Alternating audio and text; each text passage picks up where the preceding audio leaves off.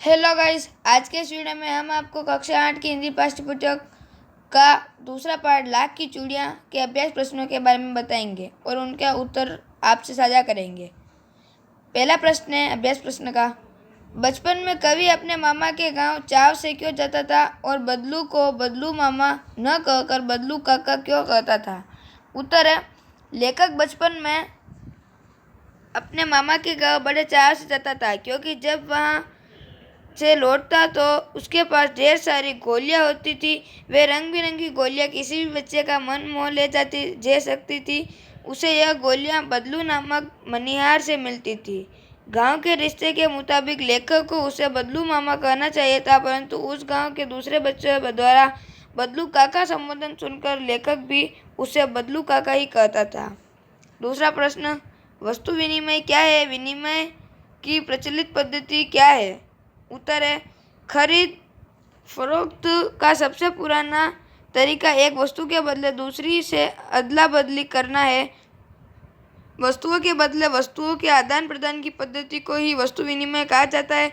जैसे बदलू काका की चूड़ियाँ लेकर लोग उसे अनाज आदि दिया करते थे।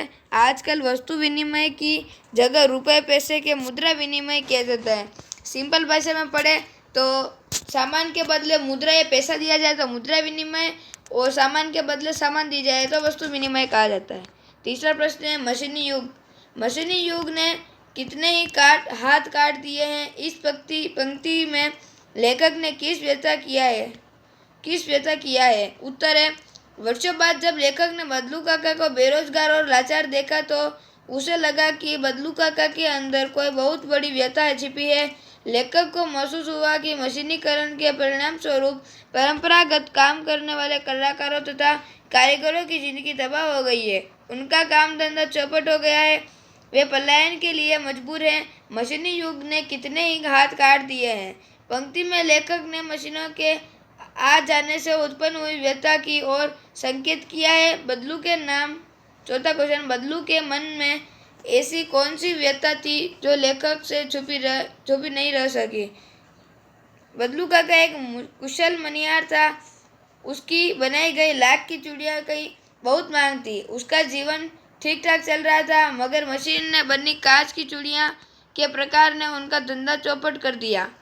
उसकी बनाई गई लाख की चूड़ियों को अब कोई पूछता ही नहीं था।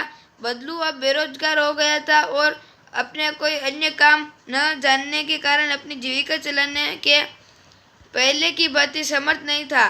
कांच की चूड़ियों के चलन से उसके मन में ऐसी व्यथा थी जो लेखक का छुपी नहीं रह सकी। पांचवा प्रश्न और आखिरी प्रश्न, मशीनी युग से बदलू के जीवन में क्या बदलाव आया? मशीनी युग से मानो बदलू के जीवन में मानो भूचाल आ गया था। उसका मनिहारी का परंपरागत पेशा छीन लिया गया था। वर्षों की तपस्या नष्ट हो गई।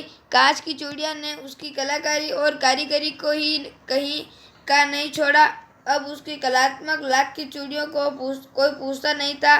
बदलू बेरोजगार हो गया था। उसे अपनी गाय बेच देनी पड़ी। हमेशा खुश रहने वाला बदलू अब दुखी रहने लगा। उसे गरीबी और बेरोजगारी का जीवन पड़ रहा था। धन्यवाद दोस्तों। प्लीज़ लाइक और सब्सक्राइब करें हमारे चैनल और वीडियो को। धन्यवाद। आज के वीडियो में इतना ही।